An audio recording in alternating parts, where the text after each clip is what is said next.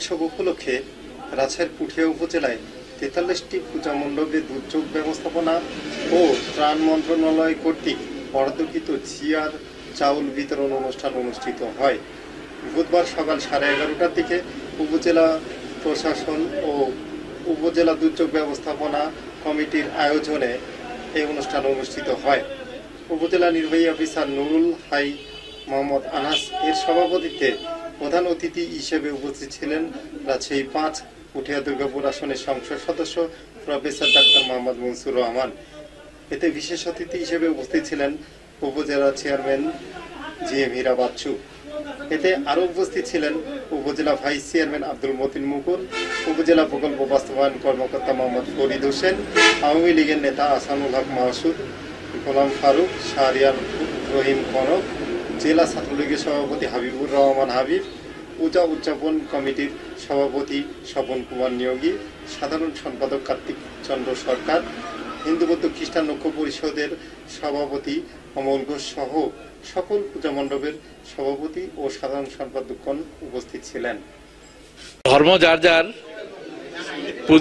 উৎসব সবার, এই আনন্দ কথা, এই স্লোগানটা মাথায় রেখে আমরা পূজা উদযাপন করতেছি। আমরা ঈদ উদযাপন করি, বিভিন্ন অনুষ্ঠান উদযাপন করি। আজকে তারই প্রেক্ষাপটে জননেত্রী প্রধানমন্ত্রী শেখ হাসিনার প্রতিটা পূজা মণ্ডপে 500 মেট্রিক টন করে 500 কেজি করে চাল সহায়তা দিয়েছেন, যাতে 21.5 মেট্রিক টন আমার পুঠিয়াতে সহায়তা দিয়েছে। দুর্গাপুরে এই পরিমাণ দেওয়া হয়েছে। সেই সঙ্গে আমার ব্যক্তিগত পক্ষ থেকে আমি প্রতিটা পূজা মণ্ডপের একটা প্রণোদনা দিয়েছি 2000 করে।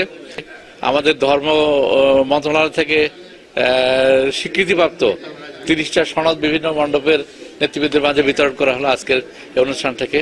যে বঙ্গবন্ধুর নেতৃত্বে এই দেশটি স্বাধীন হয়েছিল ধর্মীয় সম্প্রীতির উপর ভিত্তি করে, যে এই দেশটি সমস্ত ধর্মের বর্ণের মানুষ এই দেশে বাস করবে, রাষ্ট্রীয় সুবিধা সবাই ভোগ করবে, এর উপর ভিত্তি করে এই বাংলাদেশটি স্বাধীন হয়েছিল।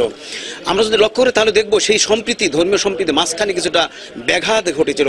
আজকে দেশরত্ন শেখ হাসিনার নেতৃত্বে সেই ধর্মীয় সম্প্রীতি আবার কিন্তু বজায় রয়েছে। আমরা সচেষ্ট রয়েছি, আমরা যারা জনপ্রতিনিধি রয়েছি আমরা প্রত্যেকেই, এবং আওয়ামী লীগের নেতৃবৃন্দ যারা রয়েছে প্রত্যেকেই এর উপরে জোর দিয়েছি যেন কোনোভাবেই কেউ ধর্মীয় সম্প্রীতি নষ্ট করতে না পারে। এটা যদি বলি তাহলে বলবো যে বাংলাদেশ ধর্মীয় সম্প্রীতির যে অবস্থান সেটা এখনো সুদৃঢ় চলছে। সে উপলক্ষে সবাইকে শারদীয় দুর্গাপূজার শুভেচ্ছা। আমাদের পুঠিয়া উপজেলার আইন শৃঙ্খলা পরিস্থিতি অত্যন্ত ভালো। আপনারা জানেন আমাদের পুঠিয়াতে 43টা পূজা মণ্ডপ আছে।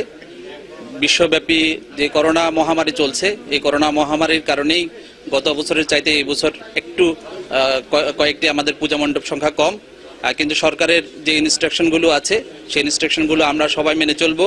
এখন করোনা মহামারী চলছে, অবশ্যই আমরা সবাই মাস্ক পরিধান করে পূজা মণ্ডপে যাব, এবং পূজা মণ্ডপে যখন যাব সেখানে আমরা গ্যাদারিং করব না, একসাথে অনেক লোক একসাথে পূজা মণ্ডপে থাকবো না, আমরা 5-6 জনের বেশি একসাথে পূজা মণ্ডপে প্রবেশ করব না। আমরা এছাড়াও সেখানে প্রত্যেকটি পূজা মণ্ডপে হ্যান্ড স্যানিটাইজার রাখবেন, হাত ধোয়ার